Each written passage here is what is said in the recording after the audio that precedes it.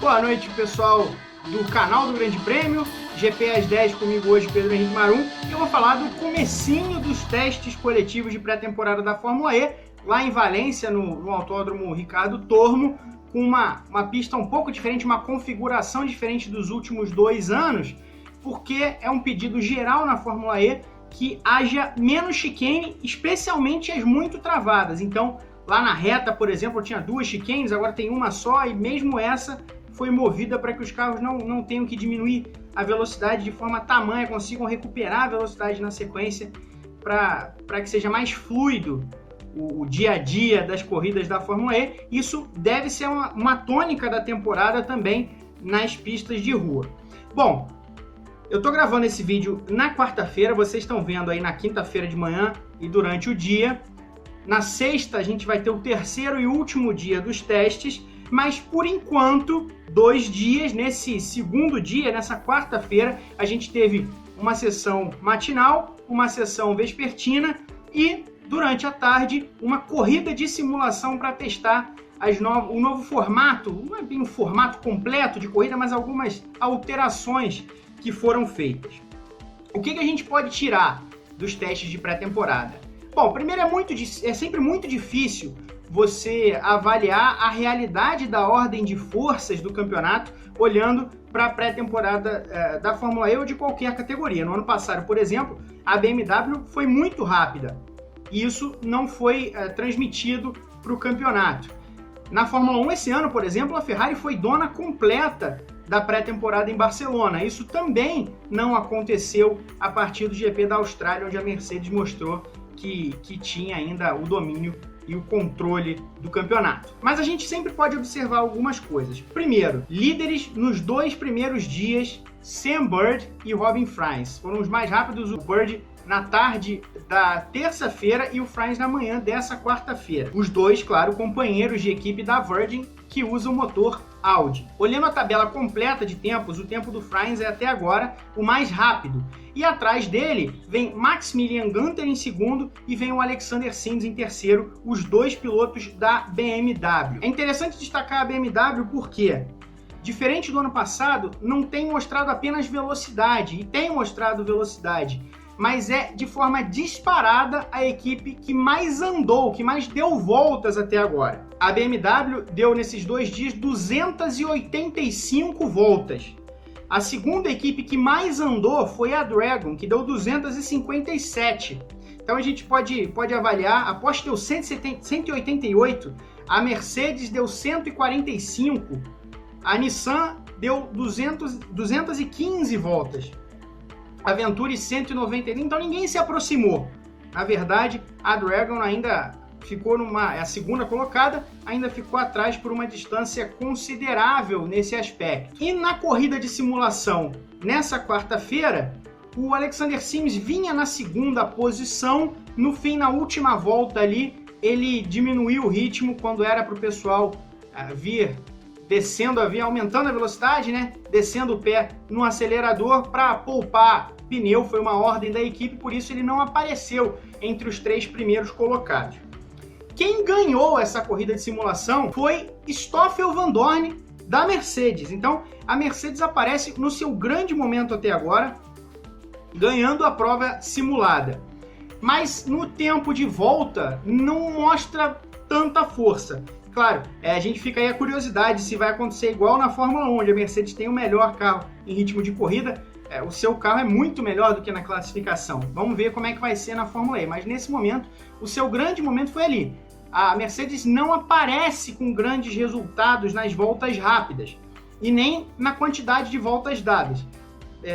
Isso também foi diminuído pelo fato do Nick De Vries ter batido hoje de manhã, então ele não participou direito durante o dia. Mas a Mercedes tem o seu momento para se alegrar. A Porsche já vive uma situação mais complicada. O André Lotterer, piloto que ano passado era da DS Techeetah, né, foi fundamental na conquista do título de equipes, tem apenas a 18ª volta mais rápida. E o Nil Yanni, novato, tem a 21ª entre os 24 pilotos. Como eu falei, são 188 voltas só, quase 100 a menos do que a BMW. Então a estrada ainda vai ser mais longa para a Porsche. A Audi não conseguiu colocar ainda, com a sua equipe de fábrica, uma volta entre as 10 melhores, mas o Lucas de Grassi apareceu em segundo na corrida simulada, com a experiência que a Audi já tem na categoria. Acho que não ter voltas rápidas na parte do teste não é um grande problema. E a Dragon é quem aparece com uma equipe mais evoluída com relação ao ano passado. A Dragon, que ficou na rabeira do pelotão nos últimos 2 anos, agora com uma dupla completamente revitalizada, com o piloto suíço Nico Miller, ex-DTM, e o Brandon Hartley, campeão mundial de Endurance, ex-piloto da Toro Rosso na Fórmula 1, colocou os 2 pilotos entre os 10 mais rápidos até agora dos testes, o Miller com a quinta soma de tempos, o Hartley com a 8ª, e andando forte, como eu falei, é a segunda equipe que mais andou. A Mahindra, por exemplo, fez um caminho inverso, tá? Não está conseguindo andar bem, nem de forma consistente com o D'Ambrosio, que está em 19º entre os melhores tempos, e o Verlaine está um pouquinho melhor em 16º. A Jaguar não, a Jaguar consegue colocar os seus 2 pilotos no top 10, tanto o veterano Mitch Evans quanto o novato James Calado, que está até um pouquinho na frente. Então, em 9º o Calado e 10º o Evans.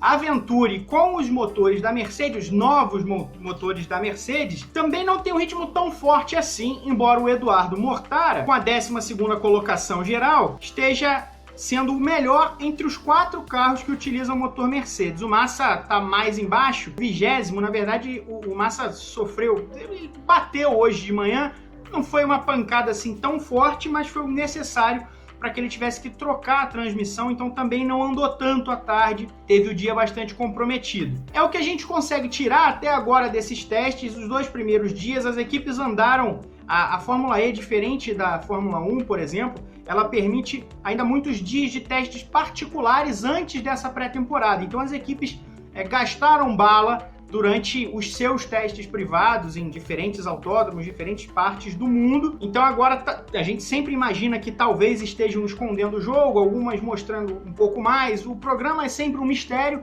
A BMW, por exemplo, mostra muita importância em andar bastante, em testar a sua própria confiabilidade, mas mesmo assim consegue ser rápida, o que é sempre um bom indício.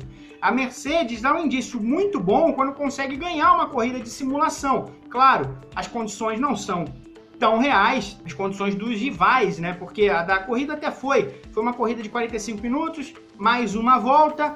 Eles fizeram ali a simulação com 2 entradas de safety car, o segundo saiu a 2 voltas do fim, teve também uma full course yellow, uma bandeira amarela de pista inteira. Mas a gente sabe que a ordem de forças é escondida, mesmo assim é um ótimo sinal que consiga ganhar. É importante também que o Nick De Vries fique cada vez mais confortável nesse carro, uma coisa que ele ainda não mostrou nesse começo. É pouco, eu sei, é muito pouco para a gente analisar de verdade, mas é o que a gente tem. A gente tem mais um dia de teste na sexta-feira, depois disso é só no fim de semana dos dias 22 e 23 de novembro, na verdade, sexta e sábado, as 2 corridas, a rodada dupla lá em Ad-Diriyah, na Arábia Saudita. Não tem corrida no domingo, dia 24, que aliás é o meu aniversário, mas é só lá que a gente vai entender um pouco melhor a ordem de forças da categoria. Valeu, pessoal! Espero que vocês tenham gostado, curtam o canal, deem like no vídeo e acompanhem o Grande Prêmio, porque além da cobertura da Fórmula E, no fim de semana estarei no Paraná para acompanhar a etapa de Cascavel da Stock Car. Estou no lugar do Felipe Noronha, que está de férias. Grande abraço para vocês e até mais.